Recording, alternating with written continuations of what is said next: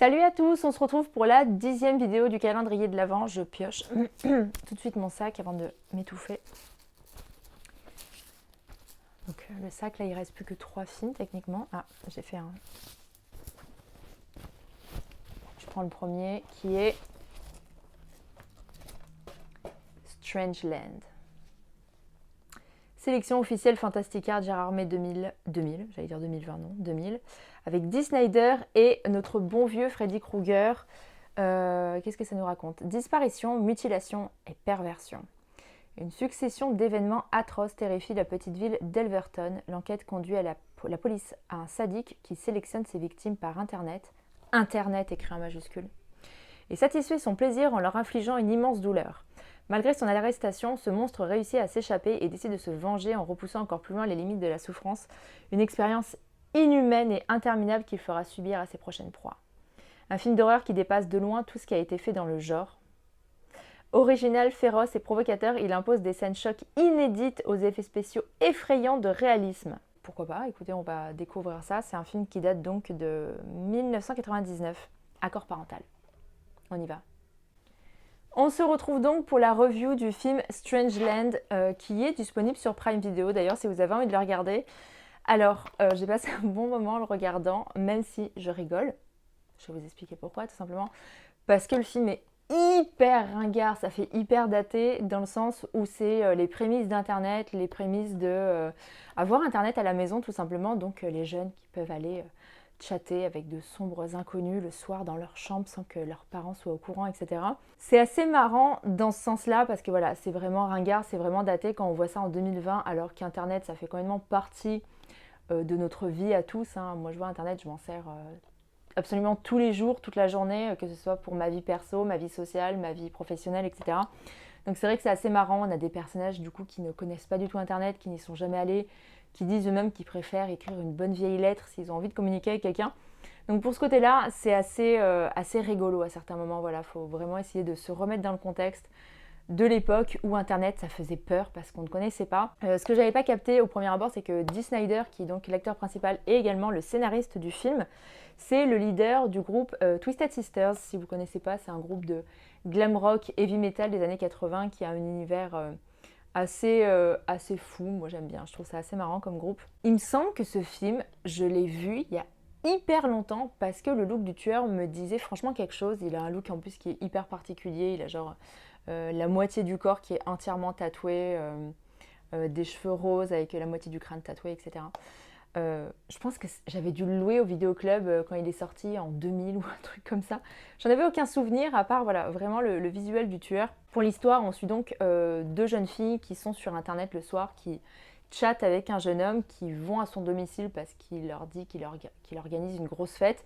Sauf qu'une fois arrivé sur place, c'est pas du tout un ado qui fait une fête, c'est un homme adulte sadique, pervers, qui va les kidnapper et les garder sous contrôle.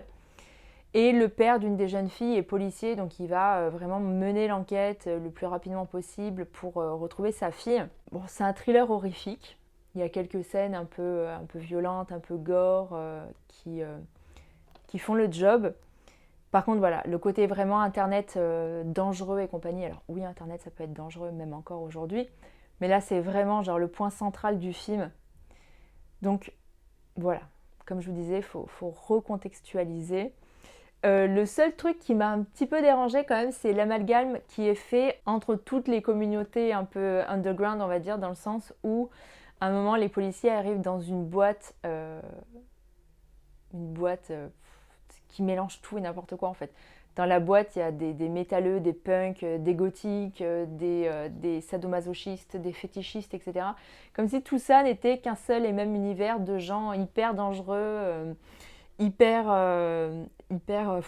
malfaisant quoi.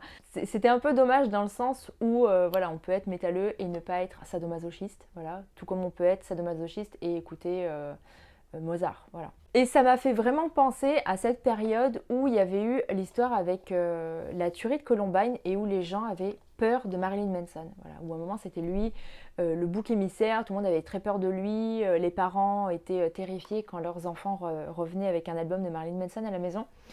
Et ça m'a vraiment fait penser à ça, en fait, à cette période-là où, moi, quand j'étais au lycée, du coup, où j'écoutais Marilyn Manson, hein, c'était le début où j'étais fan, et les gens étaient terrifiés, les gens me disaient « Mon Dieu, mais tes parents te laissent écouter ça et tout ».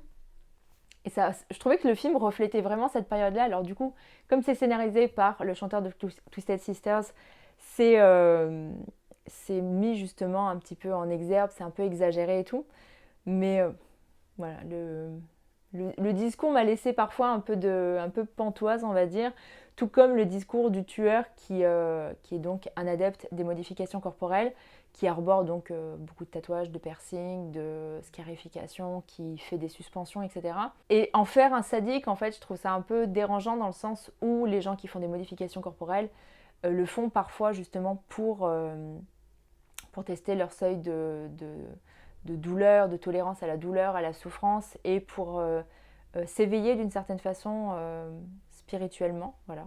Je connaissais des gens qui faisaient des suspensions et qui me disaient que ça les amenait à un état de transe qui était très particulier. Mais du coup, ici, on en fait un pervers qui va faire ça aux autres pour, soi-disant, les élever spirituellement. Le tueur se veut un petit peu philosophe et, je sais pas, son discours était un peu ambigu, en fait. Je trouvais que ça donnait pas forcément une bonne image de ce genre de milieu. Donc, voilà. Mais malgré tout, j'ai passé quand même un bon moment en le regardant parce que je me suis laissée prendre au jeu de l'enquête, de ce tueur, voilà, qu'est-ce qui, à un moment, il va un petit peu changer d'orientation. Donc, voir comment ce personnage évolue et tout. Mais voilà, faut le prendre vraiment avec second degré, je pense, ce film. Mais franchement, voilà, j'ai passé un bon moment, donc écoutez, c'est le principal. Comme d'habitude, j'espère que cette vidéo vous aura plu, que vous aurez passé un bon moment. Si c'est le cas, n'hésitez pas à laisser un pouce en l'air pour me le faire savoir. Si vous n'êtes pas encore abonné à la chaîne, c'est le moment de le faire et de cliquer sur la cloche pour activer les notifications et être prévenu à chaque nouvelle vidéo. Vous pouvez me retrouver sur tous les réseaux sociaux, même si Internet, c'est le mal. Je vous mets tous les liens dans la barre de description et je vous dis à bientôt pour une prochaine vidéo. Salut!